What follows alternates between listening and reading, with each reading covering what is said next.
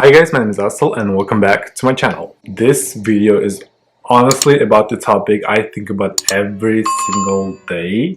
Whether I have a job or no, I think about every single day. And I've been wanting to do a video on this for the longest time ever.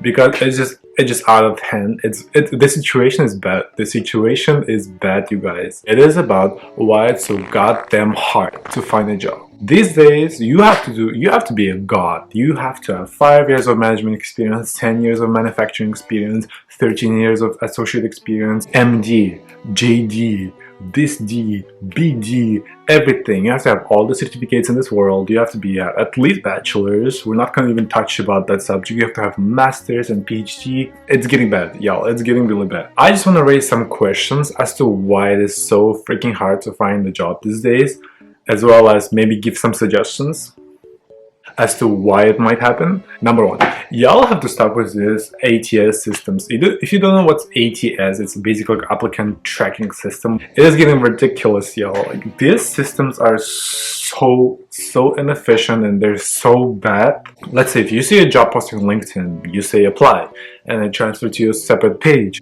It will ask for your login and password, and you'll be like, what the hell, like I don't have no password or no login. So you have to create a whole account, you have to create a whole password, you have to put your email, and you're like, fine, okay, let me apply. You would think you would just have to apply and that's it, right? No, it will ask you for your resume, for your CV, for your official transcripts, and after all of those attachments, you go and you see what? You see, please input your information below. And it basically says you work experience, education, volunteering, blah blah blah, name, last name, school, basically everything that's on CV already. They basically want you to remake a CV every single time you apply to these minimum wage jobs. Like, are you kidding me?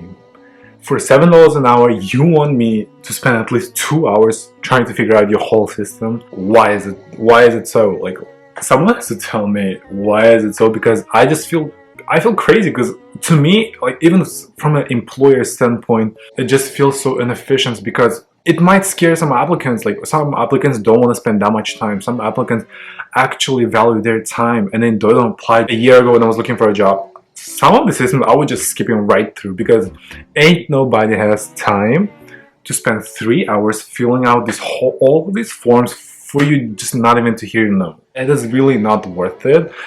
You should stop using these systems or make the systems better. How about that? Maybe you would think to make the systems better, let me just attach my CV and move on. Like, I'll put my name and last name maximum, maybe a country. How would you know your password?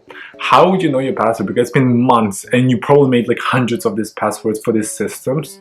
For every single job posting, you create a new password. And if you'll use only one password, you can get hacked.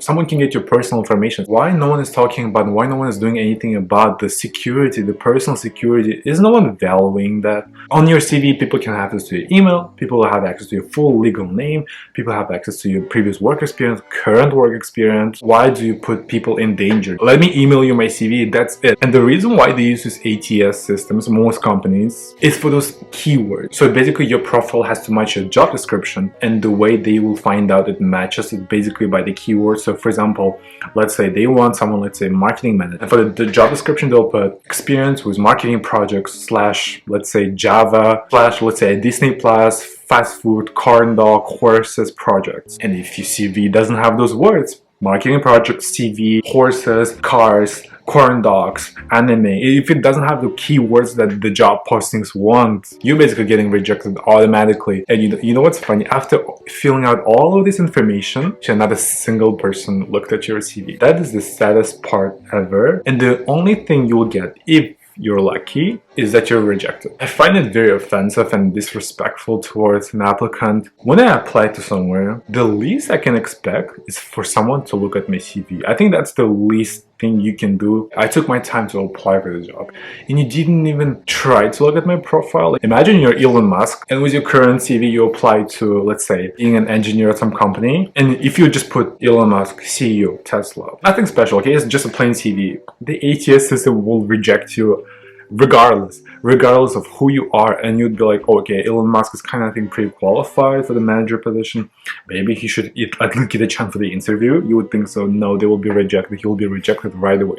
Next point, y'all need to let cover letters go. Unless you apply for the right set, editor, journalism, technical writing, bliss writing, that writing, and like stuff that has to do with writing, please, there's not a single reason in this world why you're asking me to write a cover letter. What do you want from me? Everything is on CV. Everything you can think of it is on CV. Education, maybe high school, maybe college, work experience, my name, my country, everything is on CV. You need nothing from me that I didn't include on my CV. You need nothing. Everything is there. It saves you time, it saves me time, it saves everyone time. It doesn't make sense. By reading all of these cover letters, you spend so much company time. Also, as I mentioned, the ATS system may not even let you go to the reader. No one's gonna read your application even if you don't follow certain criteria. So imagine you write this whole cover letter, you whole 2,000 word cover letter, and not a single person reads it. And you spend 3 hours. You literally spent 3 hours on writing a cover letter that no one read. Isn't that embarrassing for the company? Let these cover letters go. Like, I promise you, everyone's life is gonna get easier once you're gonna let these cover letters go. It's not even arguable. Like, come on, y'all. Like, we're past that stage. Unless you apply for the CEO, writer, or journalist positions, no bueno. Like, no. Next point. Can we stop asking applicants, why did you leave your last job? Why do you care? Why do you care if someone left their job for any sort of reason? It can be maternity leave, it can be just didn't like the environment, moved from the country, or moved from the city, or moved from the neighborhood. Might be, I just want to change it to work. It can be a toxic workplace, it can be a salary question, it can be career, like, perspective question, it can be any reason, or you might just not like the company. It is okay to just not like the company, but no, when you interview, they're looking for the reason. Be like, it's something sketchy about the applicant. No, people leave companies for all the reasons, all the rightful reasons in this world, mostly because of salary. But it's such a waste of time during the interview, and it just leaves you a bad taste in the mouth. If I'll just say that, oh, I didn't have a good relationship with supervisor, you think an employer will hire you after that honest answer? No, they will not, because they'll be like, oh, why do you have a bad relationship with your supervisor? Why didn't you manage to have a good relationship? And therefore, you have to lie and like think of a reason. Be like, I think it was time for me to grow. I guess that workplace was toxic, even though you liked everyone. It's just, you didn't like the salary. And no one wants to just sit there and be like, I don't like the salary. Just ask me about my qualification, ask me about my education, ask me about my techniques, ask me about everything, ask me about my portfolio. I just want to add something here. If you think just because you have bachelor's you'll get a job, you're thinking right. It's just, this will not happen. You were thinking in the right direction because that is why you paid for your education, that is why you graduated from high school, applied to university, paid for it every single year during the 4th year, chose a specialization to study in, and you would expect a job after that, right? So if you're studying in biology, you're expecting to be at least a lab technician or a biologist or something related in the biology sphere. No, you're gonna be flipping burgers at McDonald's. I am so sorry, but the bachelor's is nothing these days. I know this is sad, and even I am going towards my bachelor's right now. It's a sad fact to realize, y'all. And the fact that it's the bare minimum, but this bare minimum that gets you nowhere. You will have to have bachelor's for the most amount of jobs. I know there's a lot of people saying you don't need a degree, you don't need college degree, blah blah blah. But for the most, let's face a reality. Every time you see a job posting, they'll require at least a bachelor's. And you will have a bachelor as a recent graduate. It's just when you apply, you will not get accepted. You will not even get to the interview point most of the time. Because bachelors these days don't matter. And when older generations say, oh, just get a degree should get you a job. It got me a job. I bought my first house with it. Of course you did, because the times were different. Less people had bachelors, therefore it was more valuable. Now everyone has bachelors, and it costs even more expensive. You will see now a lot of postings was like, oh, we need masters in science, and when you would ask for the salary, they'd be like $10 an hour. What a joke, eh? Like, what a joke. It really doesn't make sense. I know you all agree with me. Some of y'all don't want to accept this fact, but it's truth. It is true. Bachelor's is nothing these days. Hi guys, unfortunately I'm back. It's the next day and I was just too tired, y'all. The couple points I also wanted to raise include, why in the world do we need references in 2021? We didn't need them in 2007, and why do we need them in 2021? Like, come on now, get it together. Like, we don't need references. Explain me the point. So you want me to reach out to my professor, to my friend, to my supervisor, to my this, that, and the third colleague, or whatever. You want me to ask them for their contact information and for their permission if my future employee is going to contact them for a reference or like an opinion on me or whatever? Obviously, if I'm going to ask them to be my reference, it's so obvious that they will be the people who would say everything positive about me. Never would I ever ask someone who I don't like or someone who I know don't like me to be my reference, because it just doesn't make sense. Like, y'all need to get it together, because the references don't even matter that much. It's just something in me that just doesn't want to do it. I find it useless, I find it wasteful. Again, when you go into like positions like, I don't know, president of the company, when you go to a position like, I don't know, CEO, sure, you need a good reference. Like, you need your previous supervisor to, I don't know, write you a whole essay and stuff like that. That actually makes sense. But for the regular employees, like the rest of us, just the regular clerks, why do you need my references? I felt so embarrassed when I was basically started looking for jobs. I felt so embarrassed asking my professors, my previous supervisor for a reference, because like, I don't know, it's just not my spirit, it's not my thing. And every time I was asking them, I was like, can you be my reference? I hope you're not gonna get a lot of calls and blah blah blah.